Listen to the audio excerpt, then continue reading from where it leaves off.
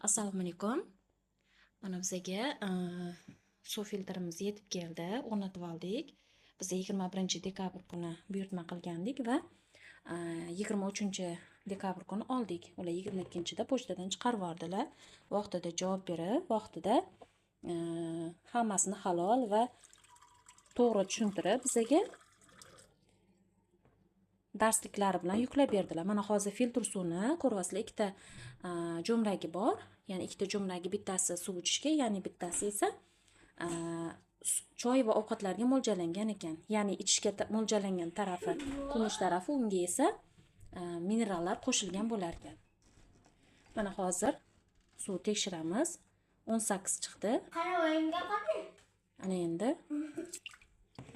sariq tarafini tekshiramiz.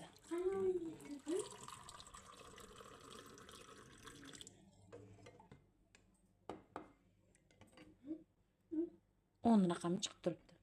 Ana endi esa o'zimiz vodoprovodda ichayotgan suvimizni tekshirib ko'ramiz.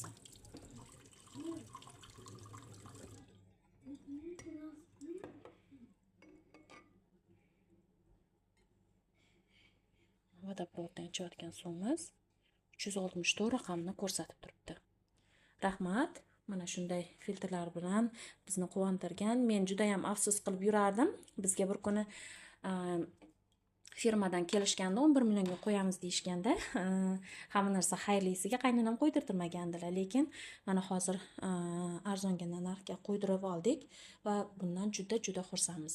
Rahmat yetkazib berganingiz uchun.